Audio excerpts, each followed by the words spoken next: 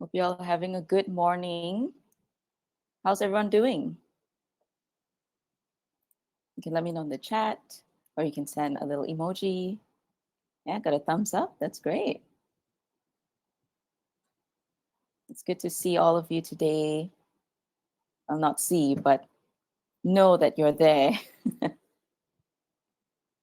Right? That's good. That's good. Hi, welcome to today's webinar, today's community webinar here. Has everyone had their breakfast, or is anyone, doing intermittent fasting, still waiting to eat until later?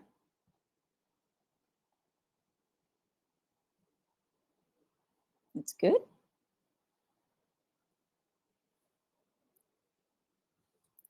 I hope you're all not having too busy of a day.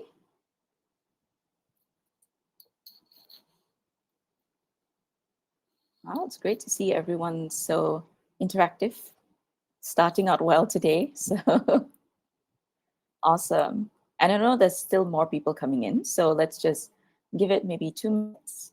I'm hungry. I feel you. I do intermittent fasting, so I can't eat until after this webinar, but used to it already. Just looking forward to lunch. All right. So I have a question for all of you who are already here.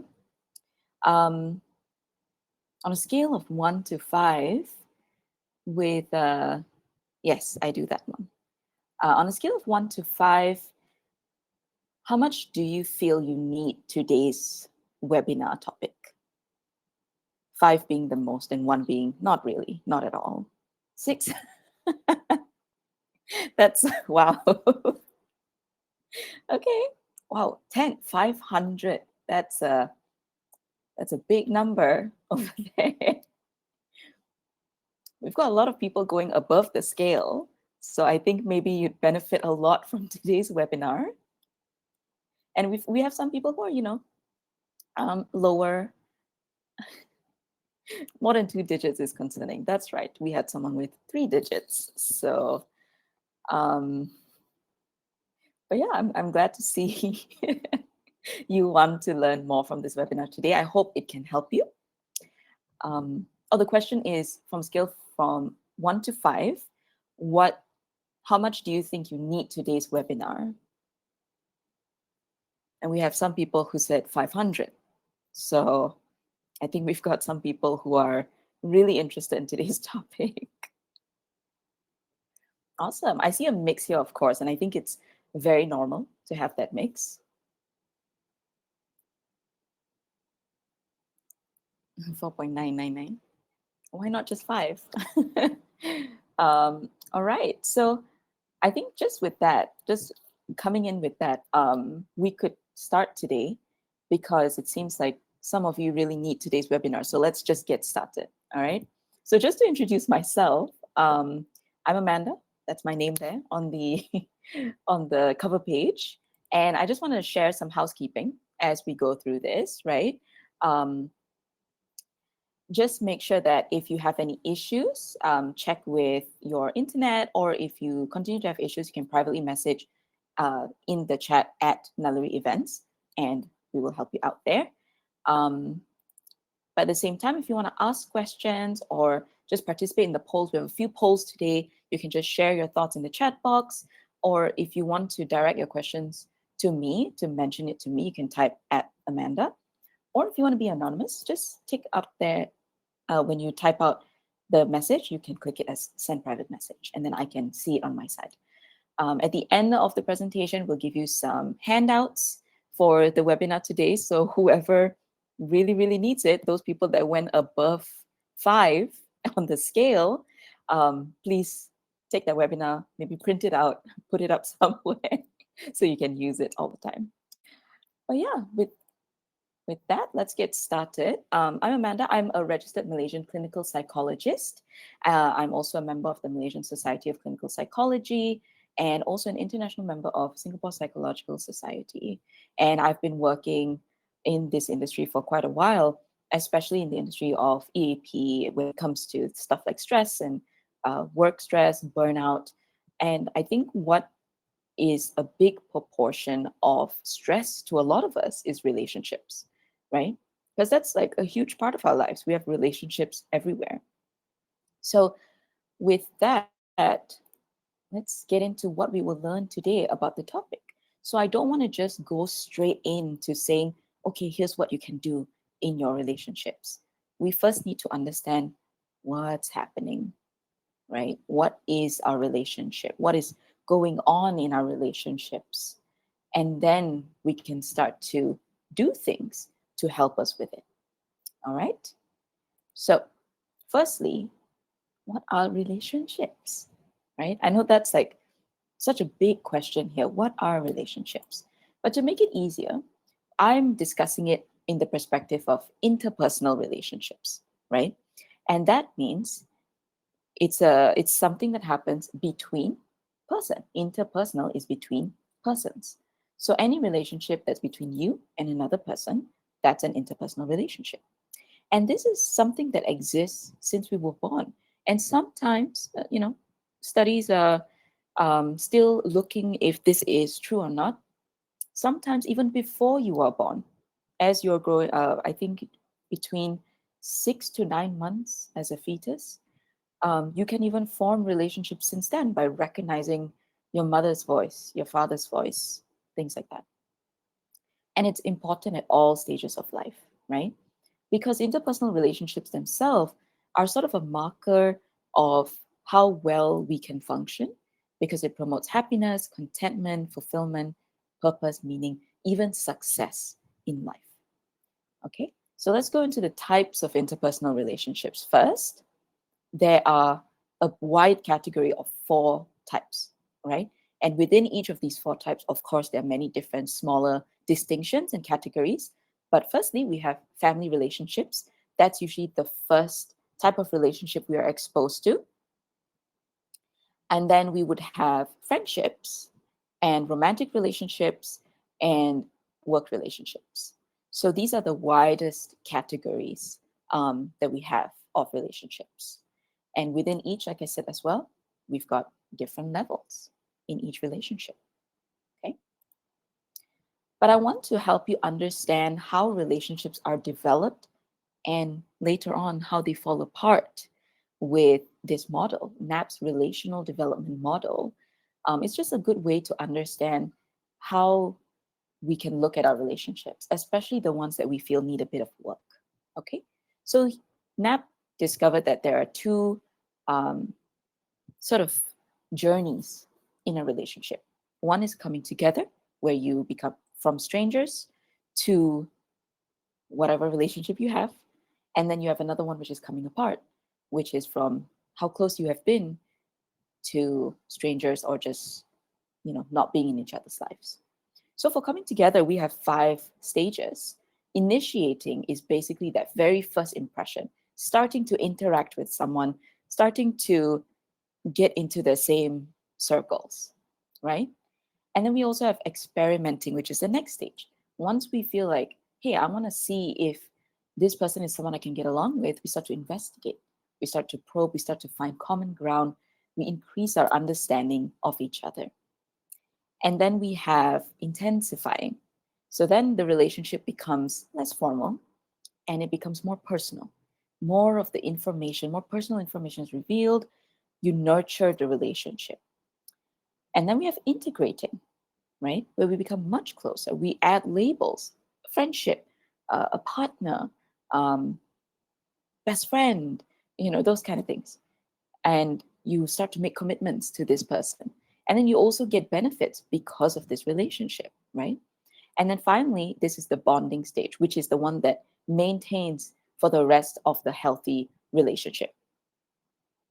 So this one is basically when you start to solidify the relationship and that relationship is recognized and known, not to just both of you, but to other people as well.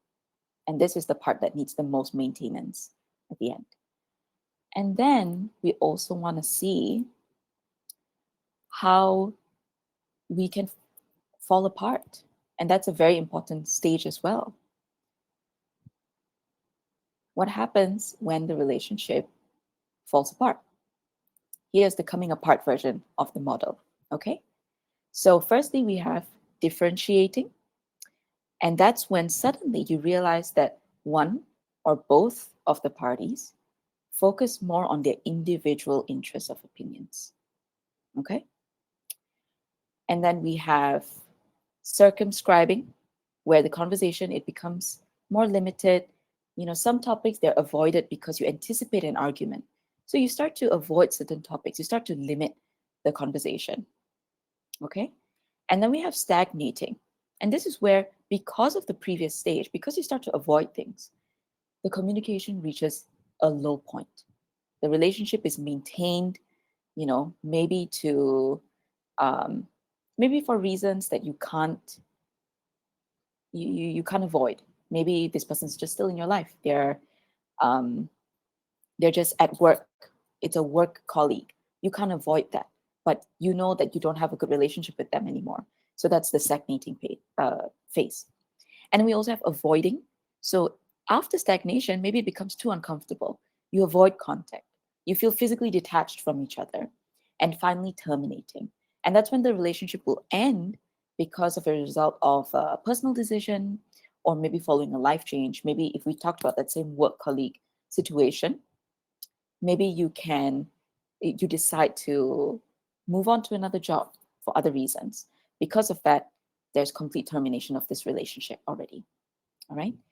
And just to make sure, it doesn't have to be one way. It doesn't have to be every relationship always goes to coming together and then always will come apart. You can notice where are you in each of these journeys and try to reverse it as much as possible. Well, for the coming apart, you want to reverse it. For the coming together, you want to make sure it goes to all the way towards bonding, right? All right, I'm just going to pause a short moment because it seems like there are a few people who are having technical difficulties, but there are a lot of people who can still hear me, which is good. So Naluri Event has put there, just to refresh your browser sometimes, check your audio settings, see if it's coming through the earphones or your PC or laptop speakers. Just take a quick moment to do that, and I will go on to the next chapter. Next part. All right. So let's go into the next one, which is building blocks. So now that you know, um, how a relationship can go through these two journeys of coming together and coming apart, let's look at what actually helps to build up a healthy relationship. And this is where I have a poll for all of you. Even the ones who can't hear me, maybe you can make note of the poll. Well, you can't hear me now, so it's fine. Anyway, so just a question here. And the poll will appear in, yeah, y'all should all see the poll. What do you think this trait does to a relationship? Good communication. Does it make a relationship or break a relationship? What do you think? For those who can't see the poll, it should be in the chat box or in the poll section. Yeah, what do you think? Make or break, right? I think you all can see this as well. So the correct answer is make. Good communication definitely helps a relationship. Okay, so next one, what about avoiding disagreements? What do you think this one does in a relationship?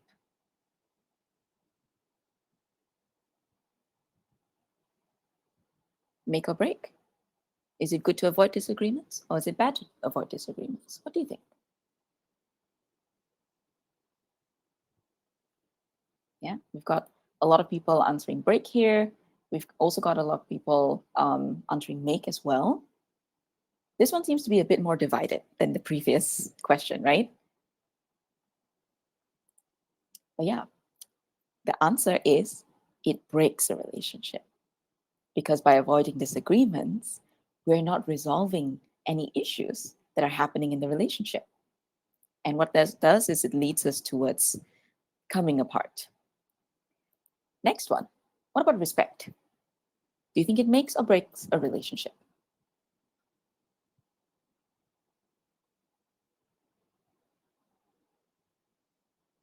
Respect seems to be unanimous so far, with everyone answering make. Oh, no worries. We have some people answering break.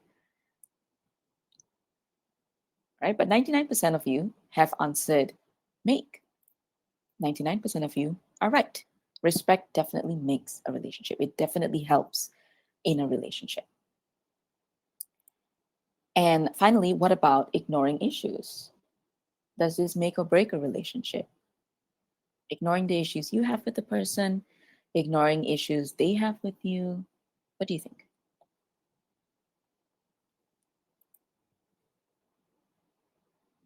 Yeah, most of you are answering break. Some of you are answering make. All right. So with that, because I'm getting a lot of answers in, I just want to make sure we have the time to continue. But I think most of you have answered break, and most of you are right. When you ignore issues, it's a very similar thing to avoiding disagreements. We are sweeping things under the rug. We're not dealing with things that may come up to break the relationship later on. Okay? Thank you so much for participating in the polls. I really appreciate it.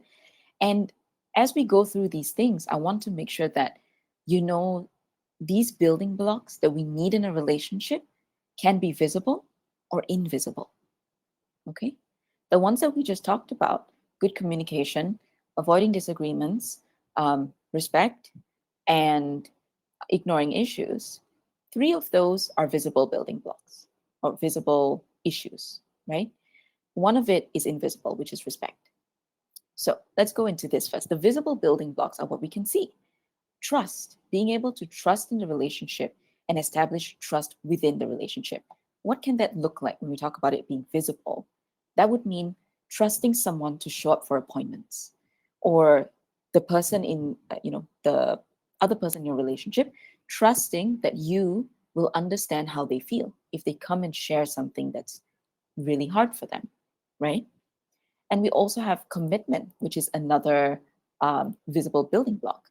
This can look like investing time on the weekends to spend time with a partner, a friend, or giving a call or a text to show your commitment and care in the relationship.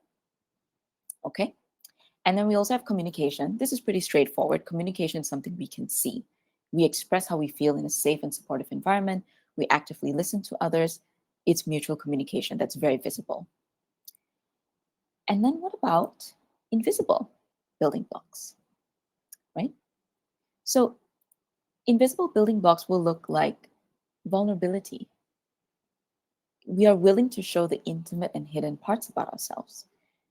And this helps because we establish trust, because we establish open communication, we can allow others to see more of who we are, and we give others space to show more of who they are. And vulnerability is one of the things that can take your relationship to the next level, right? Of course, I think for some relationships in life, maybe you don't want this vulnerability to be there. Maybe you don't need the vulnerability to be there. But for some other relationships, like friendships, family relationships, um, maybe some working relationships, vulnerability actually helps to give both of you understanding of each other. And speaking of understanding, we go to empathy, right? The ability to feel what others feel and understand their reasons and intentions, and for them to do the same to you. Step into their shoes, understand their stance, understand their emotions, and make sure that you feel empathy from them too. If you are giving people empathy and you're not receiving it, now that's a one sided relationship already. And then finally, respect, which was part of the poll. So, respect is an invisible building block, mutual respect for others and ourselves throughout the good and bad times. So, make sure that this is something that comes up, because if you don't show respect for the other person, that affects your relationship so much, right? And if the other person doesn't show respect for you, but you keep building this relationship with them, that's something we need to address. Why are we doing that, right?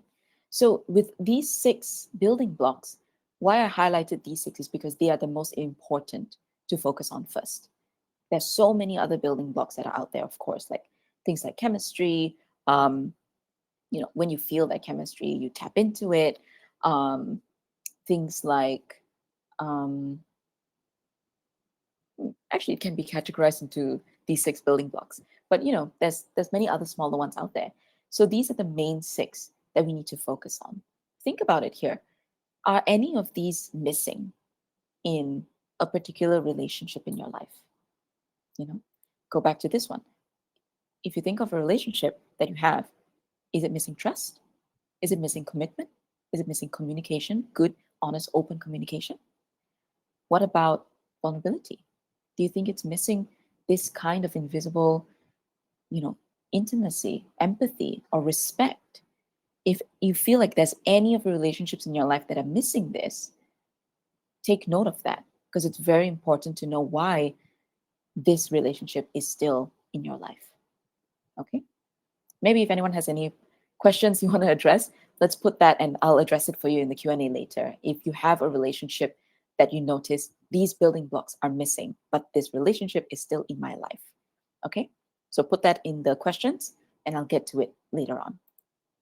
So now this is something that comes from us and the other person, but from us, since you guys are the ones in this webinar.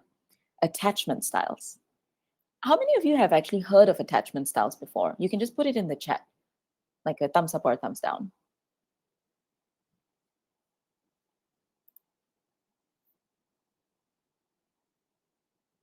We've got a mix of up and down. So I think I can heard but don't understand. Okay, understand. I can describe it for you guys. All right.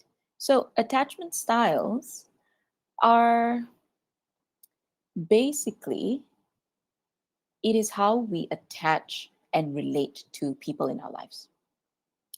It defines our trust relationship with a primary caregiver as a newborn baby. And this actually came about from a very famous study about how attachment styles are developed as a baby. So what happened was these researchers, they got mother and baby pairings and they introduced them in a room. So one mom, one baby. And in the room, there was a stranger.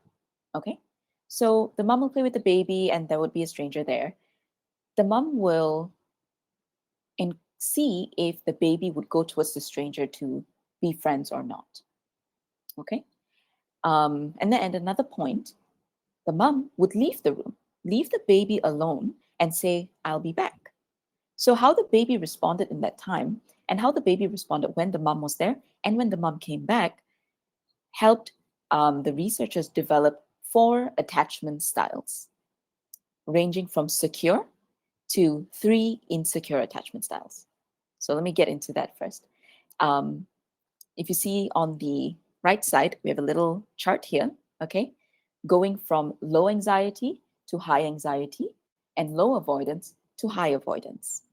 So when we look at secure attachment, that's low anxiety, low avoidance, right? That's the most secure attachment you can have. You completely trust the relationship you have with your mom or with people. And then if we go to low anxiety but high avoidance, that's avoidant attachment. Okay, someone said it in the chat just now, avoidant, anxious avoidant. That's avoidant attachment. And then if we go to the bottom right, low avoidance, we don't avoid, but super high anxiety, that's when we get anxious attachment. What if it's both high anxiety and high avoidance? Disorganized attachment. Okay, so let's go into each of it. And as I explain each of it, I want you to think of this situation. Think of you being in a close relationship. It doesn't have to be romantic. It can be a work relationship, a very close work relationship, very close friendship, family relationship, whichever. Whichever is important to you, whichever is good for you. Think about this. Someone is saying to you, can we have a serious talk? Okay. Now I'm going to go through each of these attachment styles with an example of how someone with this attachment style will respond. So before I get into the experiences and signs, a secure attachment style, or someone who has a secure attachment style, will respond to that question as, yes, of course, what is it? Okay. And that's because from their experiences as a child, they have felt secure with their caregivers. They were able to ask for reassurance or validation without punishment. They were able to cry as a baby, have their needs met. They were able to cry or express themselves as children and have their needs met. And they have emotionally aware caregivers, usually parents, or maybe in a bigger family, grandparents or aunts and uncles, and later on, emotionally aware partners. So these are the experiences of someone with secure attachment. Some signs that show you have secure attachment is having high emotional awareness and regulation. You know what you feel, you know how to regulate if it gets too much. You can easily trust others, or you know when to not trust others. You rarely get suspicious in a close relationship. You have effective communication skills. You are able to seek emotional support because you trust that people will be there for you. You are comfortable being alone or in relationships. You can manage conflict well because you know that it doesn't um, mean that your worth is low. Like conflict doesn't mean that something is wrong with you. And you have a high self esteem. Okay. So, oh, you know what? I forgot we have a poll. So I know I just explained about secure attachment, but I think admin, can we put the poll up before I go into the others, before I go into insecure attachment? I want you all to tell me which attachment style do you think you are before I go more into the other attachment styles. I know there's a bit of a cheat sheet because I already have secure attachment up here, but for the rest, maybe if you think you have anxious, you think you might have avoidant or disorganized, which is high anxiety, high avoidance, just put it in the poll. Remember, it's anonymous, so don't worry about other people knowing what style you are if you're worried about that. All right, so we're having some answers coming in. Awesome. Thank you. Thank you so much for your honesty, by the way, everyone, for answering in these ways. Okay, so we have some there. Awesome. And I see that now it's sort of matching up, right? We still have majority of people answering secure, but anxious attachment is increasing as well. All right. So with that, let's go to the next one. Avoidant attachment. So remember the question I asked earlier, can we have a serious talk? If you hear that from someone with an avoidant attachment style may answer, can it wait until later or tomorrow? Right? Because you want to avoid this issue. So the experiences of someone with avoidant attachment would probably look like they had more strict or emotionally unavailable caregivers. Maybe when they asked for something, when they cried for food or for milk, they weren't given it in time, right? Or they were reprimanded for depending on others or for needing support for their needs.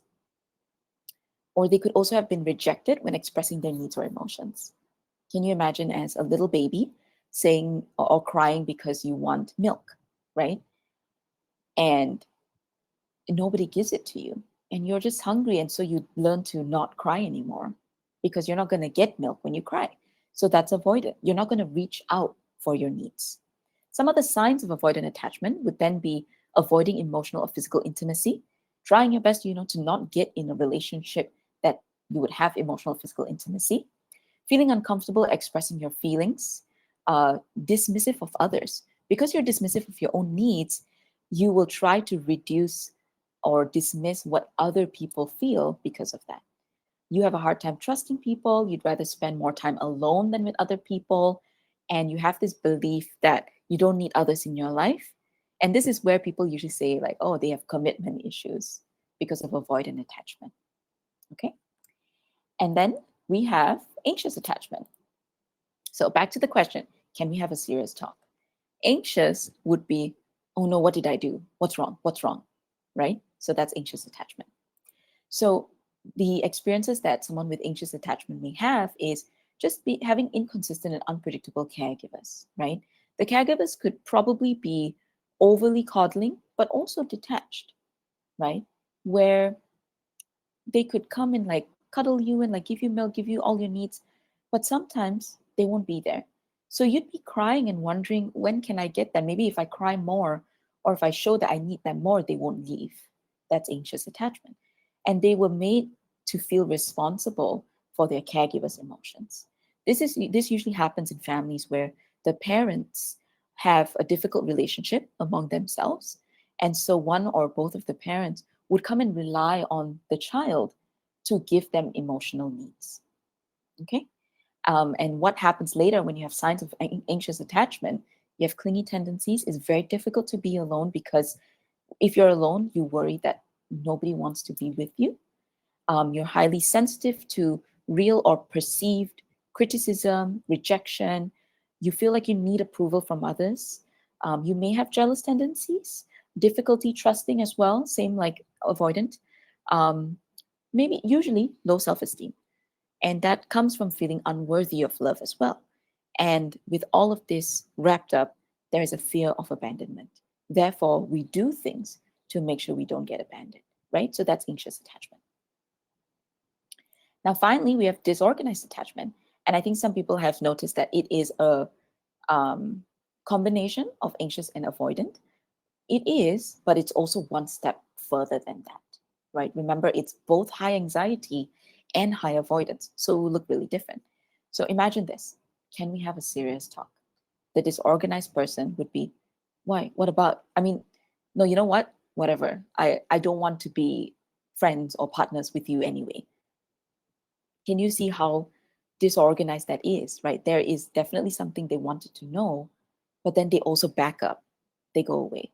Maybe they'll come back later and blame this person for their life. So that's disorganized attachment. It usually comes from a very, very um, difficult childhood. They may have been abused, neglected, or traumatized in childhood, mostly by their caregivers, and they would be fearful of caregivers. They feel like they cannot depend on them for consistent support or care. So, what happens is they try all means necessary, but they would back up because they don't want to get hurt as well. So, some signs of having a disorganized attachment would be having a high fear of rejection and high levels of anxiety, difficulty regulating emotions, right? It could come out as very angry, very sad, very anxious. They could have contradictory behaviors where they would say something but do something else. This attachment style usually, but not always, also has passive aggressive communication style because they would say something and do something else. Okay. They have difficulty trusting others, and they might have mental health conditions because of this, because they have these difficult experiences in childhood. It could lead to significant trauma, leading to mental health conditions such as mood disorders like depression, anxiety, personality disorders, self harm, substance use disorders. They use alcohol or drugs to feel normal and detach from, life, basically. So, another poll before I go into the next part is the same poll. Now, after you know more about all four attachment styles, which do you think you are? Do you think you were right the first time? Or do you think that after knowing more, maybe I'm one of the others?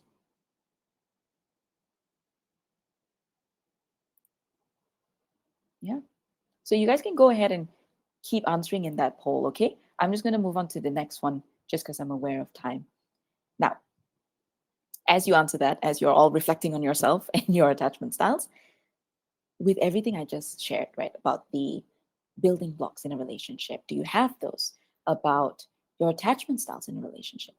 What we do now is take action to change it.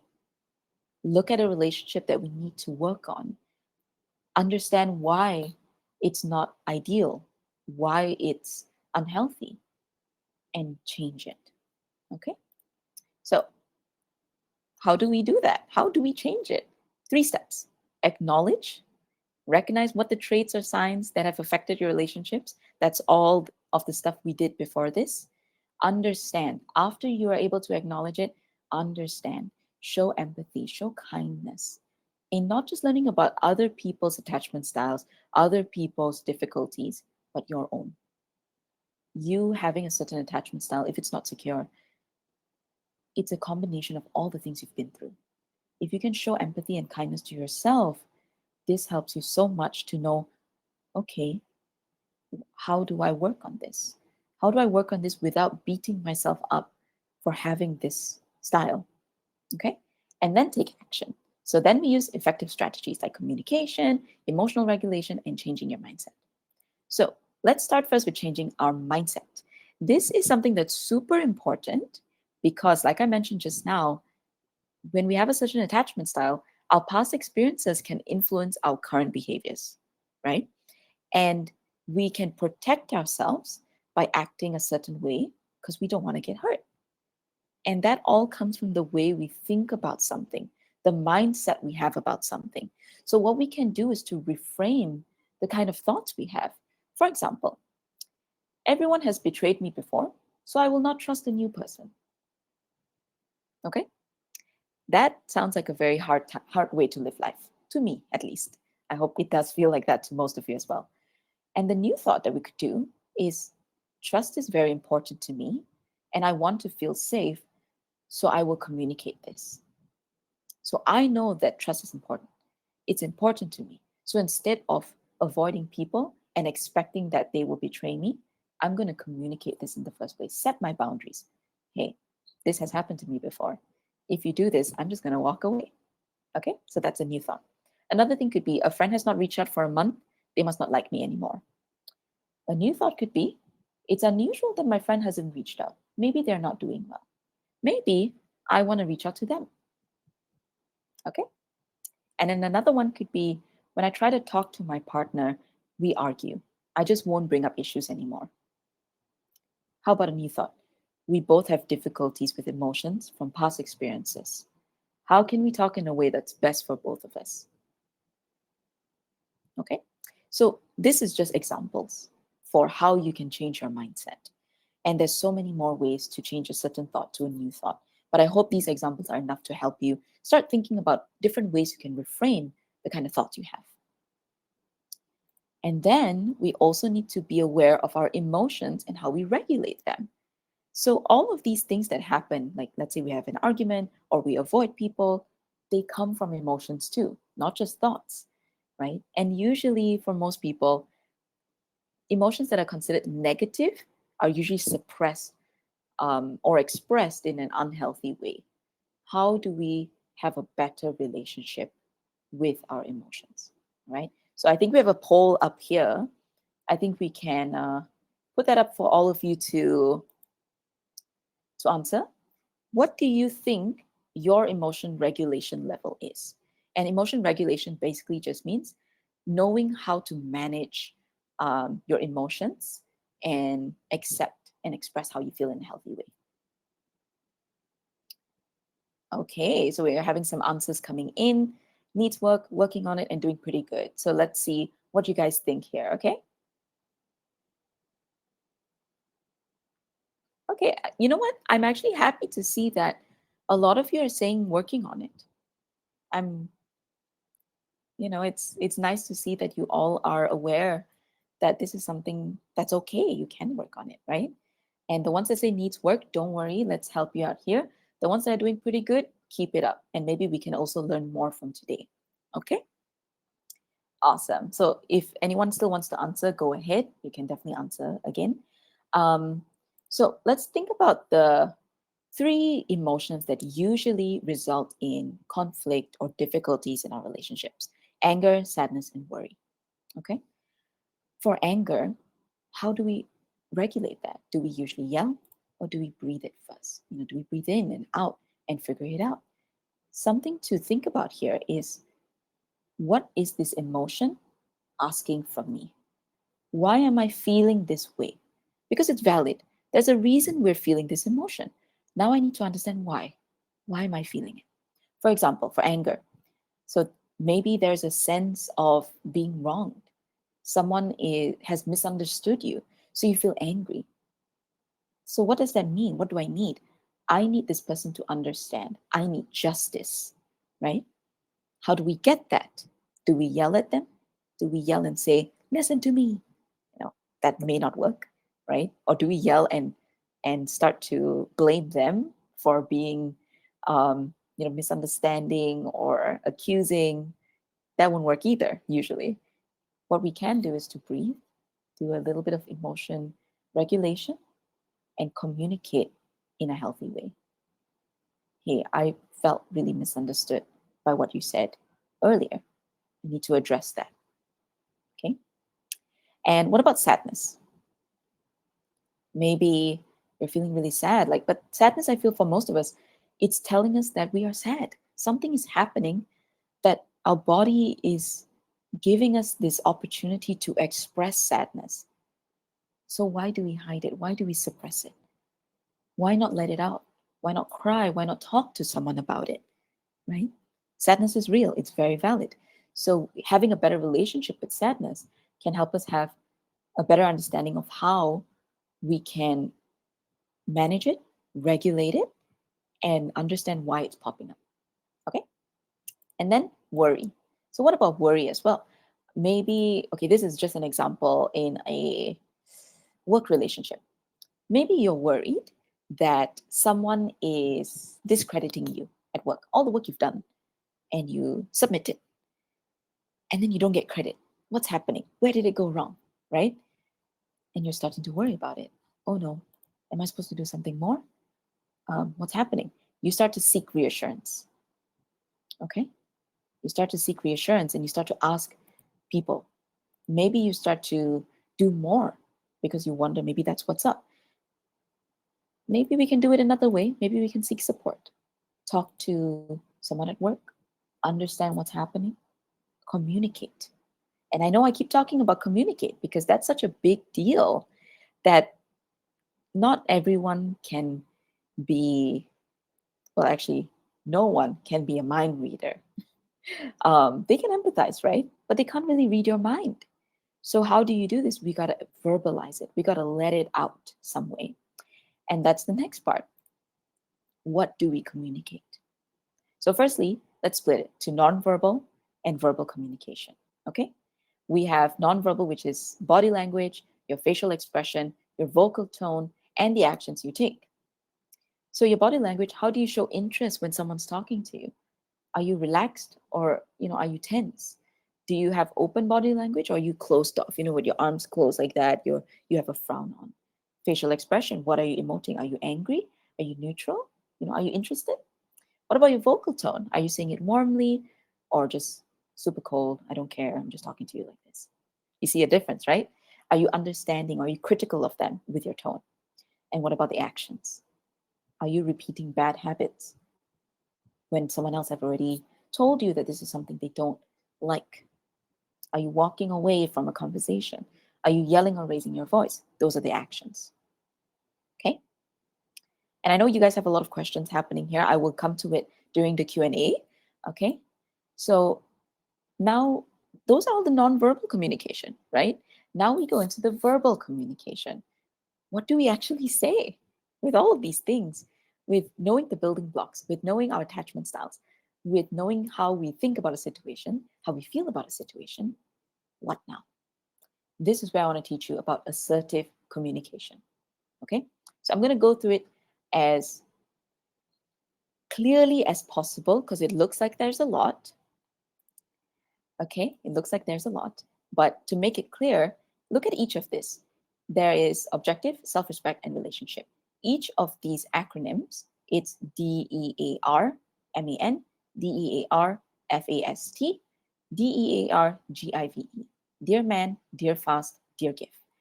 Each of them have dear, which is what you say. And the other parts are how you say it.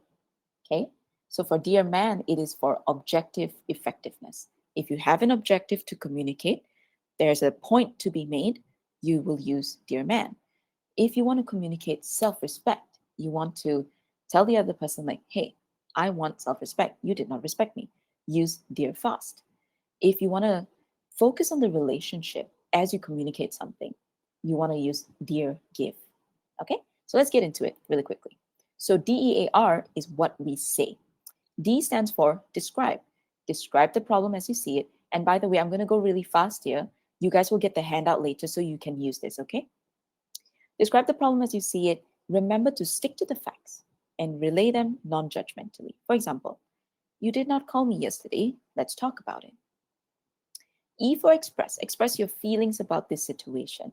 Use I statements to express it. For example, you can say, I feel sad when you don't call, which is better than saying, you made me feel sad when you don't call, which feels very blaming, right?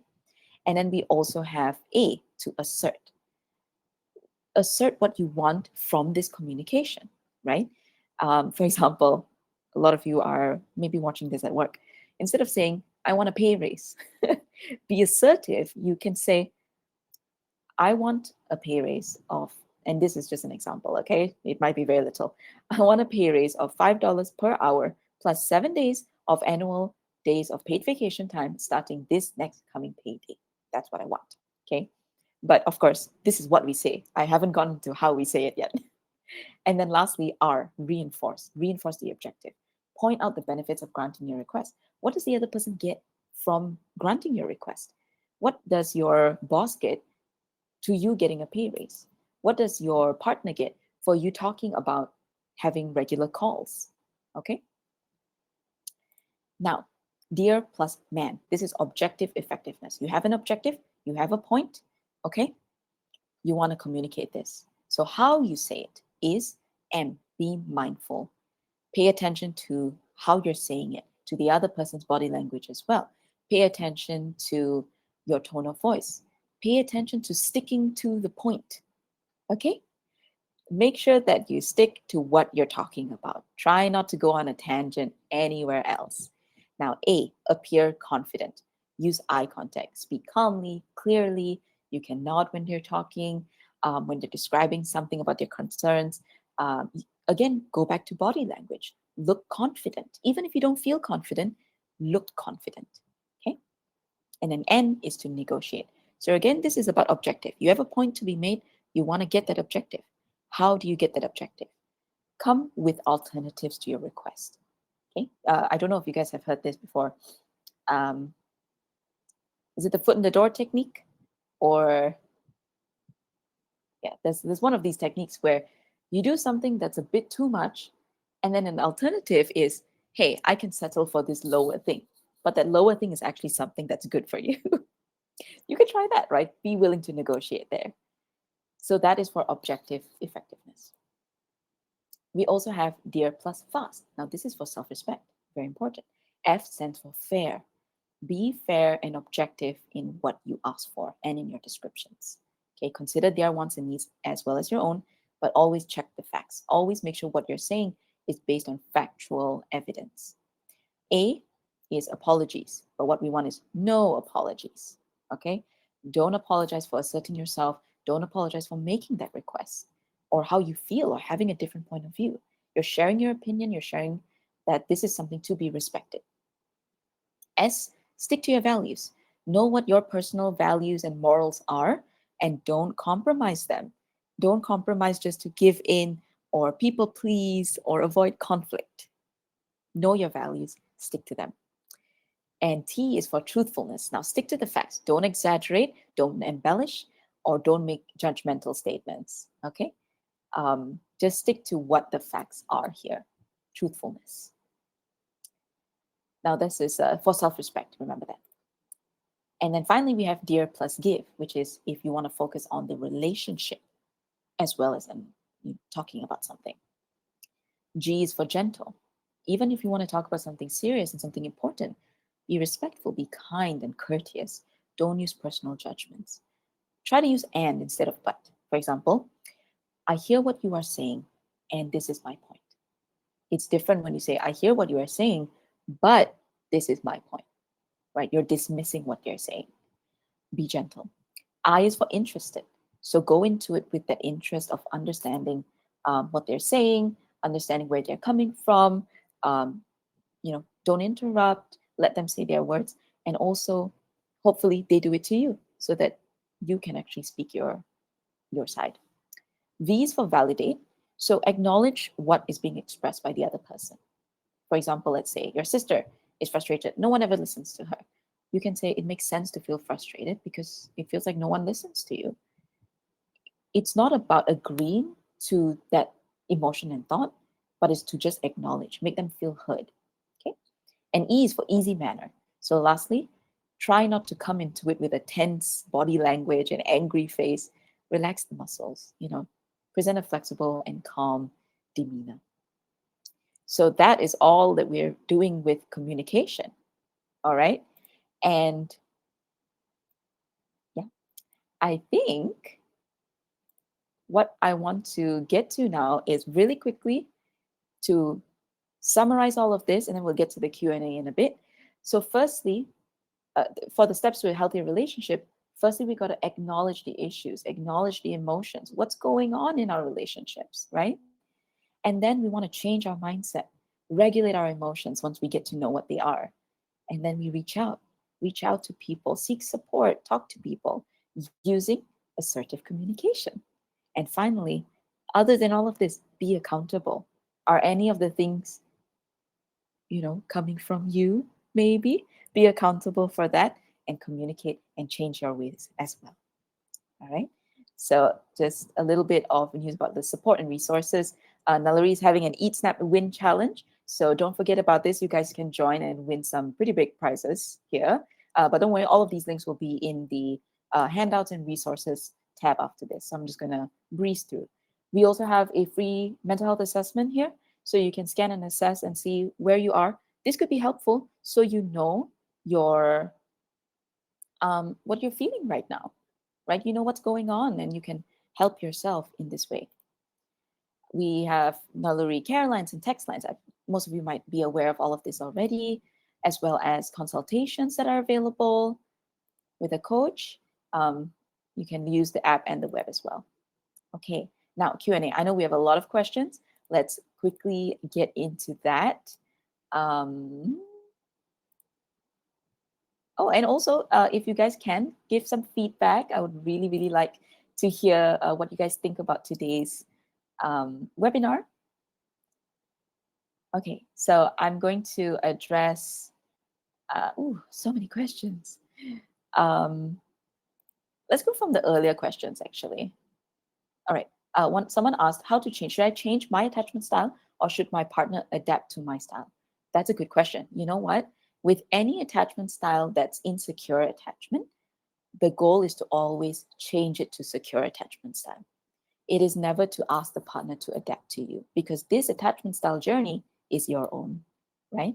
So as you are working towards having a secure attachment style, it will benefit your relationship. But it's good to also know if your partner's attachment style, maybe they could improve too. Maybe they also need some help to get to a secure attachment style. Okay. All right. And then we have another question.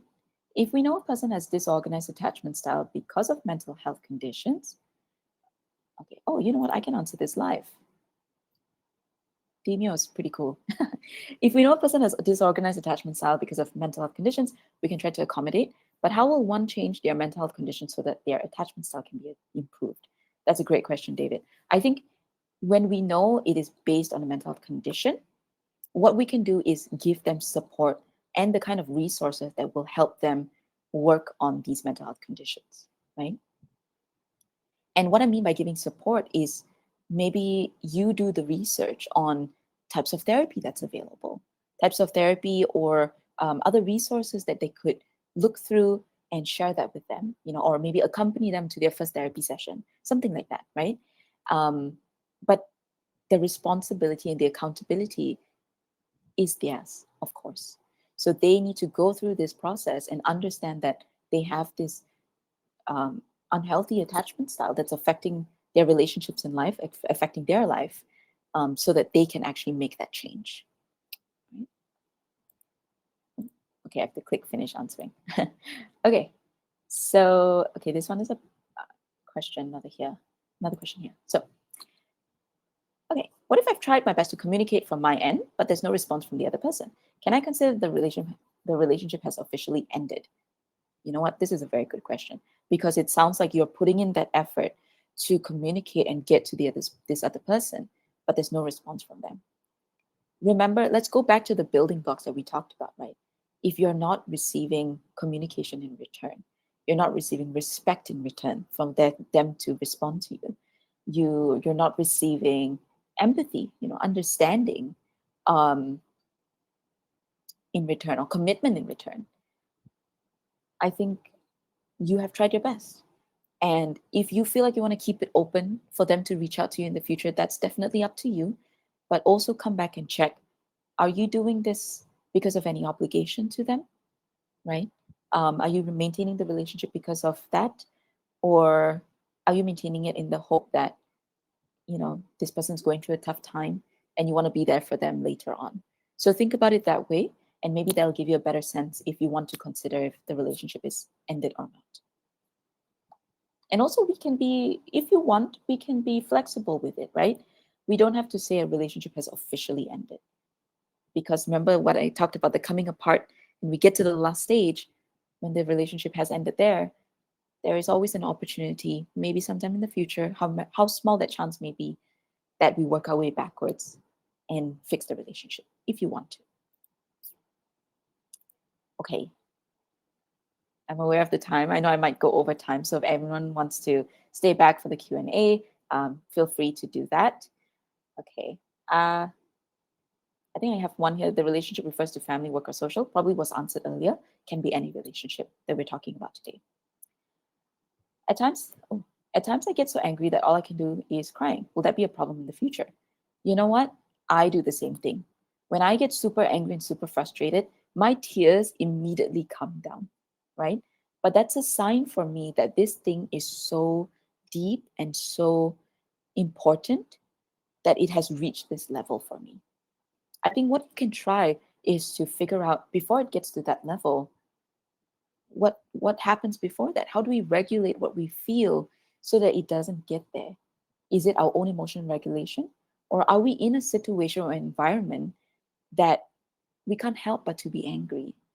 All the relationships in our lives are so difficult that we get so angry we have no one to turn to. Maybe that's happening. So what we can do is figure out, well, firstly, acknowledge and understand that crying when you're angry is normal. It's okay. I think half the world does it, if I'm not mistaken. Because there's this thing about the tear ducts being connected to your emotions as well, for anger. But sometimes, and I know I saw this in the chat as well. Whoever said that, I think you've hit the nail on the head there. Anger can sometimes mask sadness or hurt. And what comes out is we feel so angry, we feel so frustrated because we were hurt by something, because we are sad about something and upset or disappointed or betrayed, and anger comes out. But what also comes out is tears, right? So take note of that. Maybe you can look back and see, can I manage the emotions underneath that anger? Is there stuff to do underneath that? If it's purely anger, what can I do with communication to the people around me in my environment? Hope that answers the question there. Okay. All right. Oh, there's so many here. Okay, let's go to the next one here. And I purposely want to answer this because I know it's very difficult. I know that I'm in a very unhealthy, toxic relationship. What are ways to get out of it? Because I tried different approaches and it's not getting better. I'm scared of my safety and my partner's safety as well. Now, if any one of you are also going through something like this, please reach out to whoever you can trust, family, or we have a lot of support and resources. In your country, if you're not in Malaysia, but in your country, reach out to any of those support and resources to help you. Because if it's coming to a point where you're worried about your safety and their safety as well, it's something that needs to be done. It's something that has to be reported in some way. Seek support. Um, Leave that situation if you can. Get to somewhere safe, and make sure you have people who are supporting you with it. All right. I think it's great that you have tried different approaches. I'm so sorry that it's not getting better. But this is something that I think, you may need to take that next step and seek external support and resources. For example, maybe support for like domestic violence resources in wherever you are, either in Malaysia or outside, um, or anything that's psychological related. Maybe if you're worried it's because of a mental health condition, you know, emergency. The ER actually of most hospitals can take people in and help you with that. So I hope that helps. But to anyone else who's also feeling this way, please reach out for help as soon as possible. All right. Okay. Um, okay. This is a good one. How to navigate uncomfortable, difficult conversations with conflict resolution for both without defensiveness. That is an amazing question because most people will resort to defensiveness, right? And I guess what we can do, we can try our best with the assertive communication. It is made to reduce defensiveness. Because, like I said, a lot of things we're saying is I statements. It's being said in a way that gets to the point while being assertive and gentle and firm at the same time. We're not blaming, we're not accusing. So we're already doing our part when we use our assertive communication. If the other person becomes defensive, then we can also take a bit of time and understand what's happening. Why are they getting defensive, right? If it's you getting defensive, then we need to check in with ourselves. Why are we getting defensive? Did something they say rub me the wrong way? Are they accusing me of something? How do I reduce that and stick to what I'm talking about to resolve this conflict? All right. Usually we feel defensive when if it comes at us at a blaming and accusatory way. That's why we feel defensive.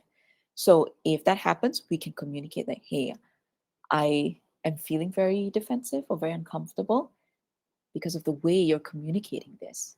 I feel like I am being blamed or accused for something I didn't do. Right. So hopefully that helps with this situation. But sometimes it is very difficult because you may be doing all you can and the other person is not meeting you halfway. And it's about, I guess, your own patience. Just uh, understand that you did as much as you can. You address your own defensiveness, you address your own assertive communication, you used it, and there's nothing much else you can do. Hopefully, one day they can see that. My best bet for this kind of situations is to just keep doing assertive communication. There's this thing called the broken record technique, where you just repeat the same thing. You don't let the other person take you on a tangent and talk about something else. You always come back to the main point. You'll sound like you're repeating and repeating, but it's very, very effective. So maybe that can help. All right. And let's take a few more questions. Got another question here. What is this? There's a long one here for listening, I believe. Yeah. You said I hear you, which I hear a lot, but there's a clear distinction between hear versus listen. Hear sounds like, okay, I hear you, go in left, out from right. It is like, so what? Move on. Listen requires skills to listen and think through and work to resolve the issue. This is why it's called effective listening or listening empathetically, not effective hearing or hearing. You're completely right. We actually have something called active listening. And active listening is basically really processing, understanding, and being there with the person. Not just listening for the sake of hearing what they're saying, but really showing interest because you are interested in what they're saying, right? So it does require skills. In fact, for myself as a clinical psychologist, I had to we were actually trained even more in our master's program to develop effective active listening, right? So that's why counselors and therapists like myself, we can do that for people. But most people don't go through that process. They don't go through the kind of education to know how to do active listening. So one of the ways to think about that is um, you can go back to the dear give of the assertive communication. Look at the give acronym. All of it there can help you with starting to work on active listening. Right? But that's great for bringing. It's great for bringing that up, David. Thanks. All right. And we have one more here, I think, in the questions. I know we have like a lot of questions in the chat. I'm just looking at the questions in the question section. Okay, another one here. What's your definition of respect and intimacy, respectively? Good question. For respect, I think if you, because respect can be very different, right, for everyone. But I think in general, if you have a high, not high, if you have a um, decent amount of like esteem of someone, like you look at a person in your life and you're like, this is a good person, that already feels like respect, right? And when you say that, when I say this is a good person, I have a good esteem of them, I have a good view of them, or good image of them, I'm respecting them because I know what kind of person they are. So what we want is to have that to us as well. Do we see that the things they say, the things they do towards us are because they have a high esteem of us? Do they have respect of us? So that's my definition of respect. So intimacy now is a bit different because when I talk about vulnerability and intimacy, it doesn't necessarily have to be romantic. We have a lot of platonic friends, family relationships that can be intimate, can be super close. Intimacy basically means that you can trust this person on such a deep level of knowing who you are without them judging you or turning away from you. That's what it means to be vulnerable, right? You share the deepest parts of yourself because you're able to trust them, because you're able to do that with them. And that's what intimacy is to me. So that's like talking about your secrets, talking about your wants, your goals, your dreams, um, you know, difficult stuff in the past, things like that. That's what I define as intimacy.